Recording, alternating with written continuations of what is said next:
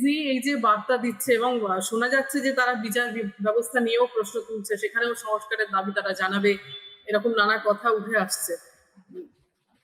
সত্যি সত্যি আমরা যেরকম দেখলাম ধর্মেন্দ্র প্রধানের ইস্তফার পর এবার এই আন্দোলন যদি সেপ্টেম্বর থেকে তারা বলছে আবার নতুন ভাবে তারা পথে নামবে, ঠিক কোথায় গিয়ে পৌঁছচ্ছি আমরা, কোথায় গিয়ে পৌঁছবো, কি কি আশঙ্কা, কি কি সম্ভাবনা রয়েছে, আপনার কি মনে হয়? এবং সব বিষয়টা নিয়ে এতদিন পরিস্থিতিগুলো যেভাবে চলে আসছে, অনেকেই এরকম বলছেন যে যে মাঠে নেমে যে লড়াইটা করার কথা সেই লড়াইটা নিয়ে আমরা কোর্টে, সুপ্রিম কোর্টে হাজির হয়েছি এবং অনেক ক্ষেত্রেই সেই দায় রায় হয়তো সাধারণ মানুষ অনেককেই হয়তো খুশি করতে পারেনি। খুশি করার জন্য তো রায় দেওয়া হয় না, কিন্তু মানুষ অনেক ক্ষেত্রে মনে করেছেন যে বোধহয় ঠিক হলো না, এরকম মন্তব্য করেছেন।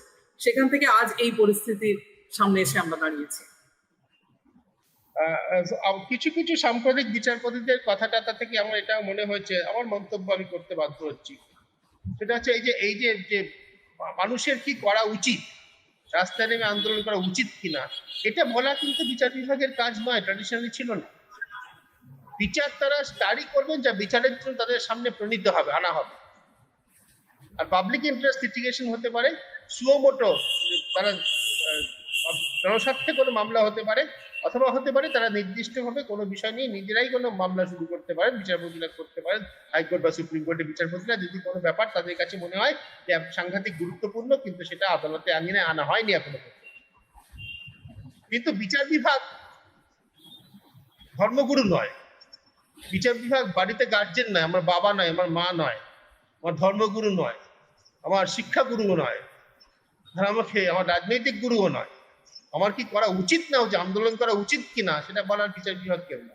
আজকাল বিচার বিভাগ মাঝে মাঝে সেই জাতীয় মন্তব্য করছেন যেগুলো অবাঞ্ছিত, অপ্রয়োজনীয়। হ্যাঁ, এখন দেখুন ক্রমশ একটা দুটো জিনিস পরিষ্কার হচ্ছে, এবং সেটা যদি মানে এখনো বুঝতে দেরি হয় তাহলে বোধহয় অনেক দেরি হবে। ক্রমশ একটা জিনিস পরিষ্কার হচ্ছে, সেটা হচ্ছে গণতন্ত্রের যে লড়াইটা, সেই লড়াইটা এখন আর প্রতিষ্ঠানের মধ্যে থেকে লড়াইয়ের স্কোপ কমে যাচ্ছে। প্রতিষ্ঠানের মধ্যে থেকে মানে আমরা যদি ধরে নিই যে বিধানসভা, লোকসভা এই মঞ্চে একটা লড়াই হবে, সেই লড়াই থেকে গণতন্ত্রের মানে স্ট্রেংথেন্ড হবে। আমরা যদি ধরে নিই যে বিচার ব্যবস্থার মধ্যে একটা লড়াই হবে, সেই লড়াইয়ের মধ্যে থেকে বিচার ব্যবস্থা স্ট্রেংথেন্ড হবে। আমরা যদি ধরে নিই যে পুলিশ ব্যবস্থার রিফর্ম হয়ে একটা স্ট্রেংথেন্ড হবে। আমরা যদি ধরে নিই যে সাংবিধানিক প্রতিষ্ঠানগুলো সত্যি সত্যি স্বতন্ত্রতা এবং স্বাধীনতা নিয়ে কাজ করবে, নির্ভয়ে নির্ভীকভাবে কাজ করবে, election commission, controller and auditor general ইত্যাদি, সেই পর্যায়টা ভারতবর্ষের ইতিহাসে আমি মনে করি প্রায় পেরিয়ে এসেছে। এখন গণতন্ত্রের লড়াইটা মূলত কিন্তু রাস্তায় নেমে লড়াইয়ের জায়গা। এবারে এইখানে সত্যি সত্যি রাস্তায় নেমে লড়াইয়ের একটা দুটো ঝুঁকি থাকে, আবার একটা দুটো অনেক স্কোপও থাকে। সত্যি কথা বলতে কি, সারা পৃথিবীর ইতিহাস দেখায় গণতান্ত্রিক আন্দোলন সবসময় গণতন্ত্রকে স্ট্রেংথেন করেছে, এ বিষয়ে কোনো সন্দেহ নেই। কিন্তু আবার এও দেখায় যে এই ধরনের গণতান্ত্রিক আন্দোলন অনেক সময়তে গণতান্ত্রিক আন্দোলন বলে মনে হয়, শেষ পর্যন্ত কিন্তু সেটা একটা একেবারে অন্য ধরনের সরকারের দিকে, অন্য ধরনের বিচার ব্যবস্থার দিকে, অন্য ধরনের রাষ্ট্র ব্যবস্থার দিকে ঘুরে যায়। তার বড় উদাহরণ হচ্ছে মিশর, ইজিপ্ট। আপনার মনে আছে আরব স্প্রিং। তার বড় উদাহরণ হচ্ছে কিন্তু বাংলাদেশ। তার বড় উদাহরণ মানে আরো অনেকগুলো দেশের কথা, সিংহল থেকে শুরু করে আরো অনেকগুলো দেশের কথা বলা যায় এইভাবে। কাজেই যে জিনিসটা খুব পরিষ্কারভাবে এখন বেরিয়ে আসছে সেটা হচ্ছে যে আজ থেকে এখন থেকে আগামী দিনে রাস্তায় নেমে আন্দোলনের প্রবণতাটা বাড়বে, এবং সেখানে নানা ধরনের বিপক্ষে দল, বিপক্ষের রাজনৈতিক দল, ছাত্র যুব সমাজ, অন্যান্য কর্মী সমাজ, তারা কিন্তু নেমে আরো বেশি আন্দোলনের সাহস পাবে। এই যে ককরোচ জনতা পার্টির যে সাম্প্রতিক আন্দোলন, সেটা এই সুযোগটাকে তৈরি করে দিয়েছে, এই ভয়টাকে কাটিয়ে দিয়েছে যে হ্যাঁ আন্দোলন করা যাবে না ইত্যাদি। কাজে সেটা আরো বাড়বে, এবং সেটা যে অলরেডি বাড়ছে তার প্রমাণ তো আজকের গত 16 দিন ধরে ঝাড়খণ্ডে যে আন্দোলন হচ্ছে ছাত্র যুবদের, সেটাই তার প্রমাণ। এবং এই ধরনের একই ধরনের আন্দোলন অন্যান্য বড় শহরেও কিন্তু নানাভাবে প্রকাশ পাচ্ছে, সেটাই তো প্রমাণ। কিন্তু এখানে আরেকটা জিনিসও বোঝার আছে, সেটা হচ্ছে যে ছাত্র যুবদের আন্দোলন, যেমন আপনাদের মনে থাকবে অনেকেরই 1974 সালে জয়প্রকাশ নারায়ণের নেতৃত্বে এই আন্দোলন একটা বিশাল আকার নিয়েছিল, বা তারও ঠিক আগে আগে গুজরাটে নবনির্বাণ আন্দোলন শুরু হয়েছিল মেসে খাওয়ার কোয়ালিটি, স্টুডেন্টদের হোস্টেলে মেসে খাওয়ার কোয়ালিটি নিয়ে আন্দোলন। সেই আন্দোলন পরে ছাত্র একটা বিশাল আন্দোলনে পরিণত হয়ে গেল।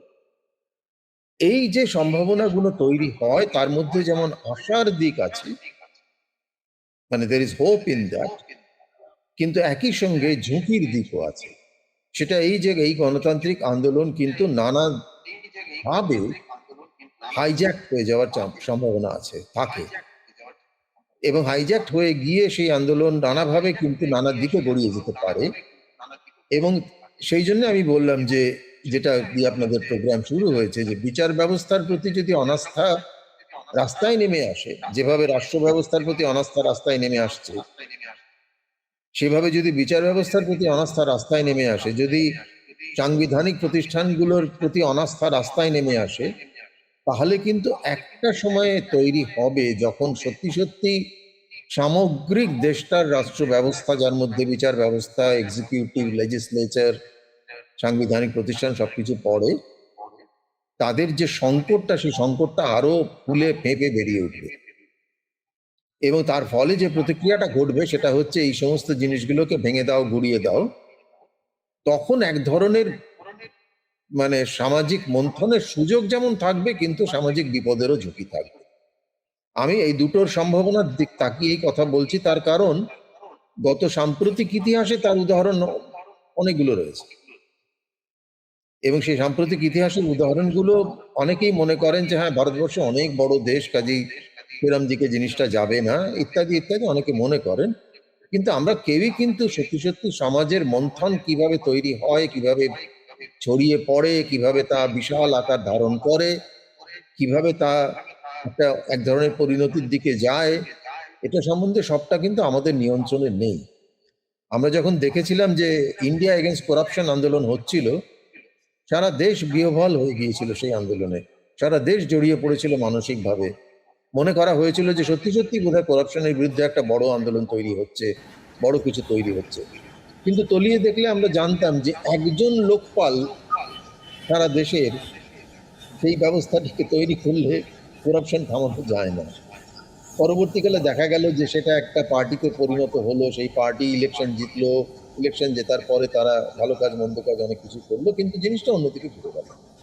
জয়প্রকাশের সেই বিখ্যাত আন্দোলন আমাদের এমার্জেন্সি এনে দিয়েছে, মনে রাখতে হবে। কাজেই কোন দিকে যাবে সবটা আমাদের নিয়ন্ত্রণে থাকবে না, সবটা সবার নিয়ন্ত্রণে থাকবে না, এমনকি বিপক্ষের নিয়ন্ত্রণেও থাকবে না। কাজে বলা যায় না যে এটা কোন দিকে যাবে, কিন্তু এর সম্ভাবনা যেমন আছে, এই সম্ভাবনা যদি সত্যি সত্যি গঠনতান্ত্রিকভাবে তৈরি হয়, যদি শান্তিপূর্ণ আন্দোলনের দিকে যায়, তাহলে অনেকগুলো প্রশ্নের উত্তর হয়তো আস্তে আস্তে তৈরি হবে, অনেকগুলো প্রশ্ন আরো তৈরি হবে, যেটা ভারতবর্ষের রাষ্ট্র ব্যবস্থার ভবিষ্যতের দিক থেকে ভীষণভাবে গুরুত্বপূর্ণ। একথা ঠিক, আজকে বিচার ব্যবস্থা নিয়ে আমরা কথা বলছি। বিচার ব্যবস্থার সংকটের কথা তো 4 জন বিচারপতি ভারতবর্ষের ইতিহাসে প্রেস কনফারেন্স করে বললেন প্রধান বিচারপতির বিরুদ্ধে। আমরা কি ভুলে গেছি সেই ঘটনা? ময়দানের মধ্যে দাঁড়িয়ে, ঘাসের মধ্যে বসে চেয়ার নিয়ে সারা দেশকে উদ্দেশ্য করে বললেন যে প্রধান বিচারপতি যা করছেন সেটা মারাত্মক। অশনি সংকেত তো সেদিনই পরিষ্কার হয়ে গেছিল, কিন্তু তারপরেও তো বিচার ব্যবস্থা বিশেষ কোনো উদ্যোগ নিল না। সুপ্রিম কোর্ট তো নিতে পারত। বিচার ব্যবস্থায় বিচারপতি নিয়োগ নিয়ে গত 15 বছরে যে ঘটনা ঘটেছে, একাধিক বিচারপতিকে নিয়োগ করতে চেয়েছে কোর্ট, সরকার বাধা দিয়েছে, বাধা দেওয়ার কোনো ক্ষমতা সরকারের নেই, বিচার ব্যবস্থা চুপ করে সহ্য করে গেছে। সব থেকে মুখর তার মধ্যে উদাহরণ, সব থেকে বেশি চর্চিত উদাহরণ হচ্ছে মুরলীধরের উদাহরণ, যিনি উড়িষ্যা হাইকোর্ট থেকে শেষ পর্যন্ত রিটায়ারই করে গেলেন। আরো 2-3 জন বিচারক তারা তাদের অ্যাপ্লিকেশনটাই উইথড্র করে নিয়েছিল যে সরকারও কিছু করবে না, বিচার বিভাগও কিছু করবে না। যে বিচার ব্যবস্থার মধ্যে যে মারাত্মক ভুল রয়েছে সেটা নিয়ে কোনো তো সন্দেহ নেই, সেই অসংসংখ্য তো আগে থেকেই আছে। কাজে আজকে জেনজির মুখ থেকে আমরা যেটা শুনতে পাচ্ছি সেটা যে এতদিন কেন শুনিনি, এটাই তো আশ্চর্যের বিষয়।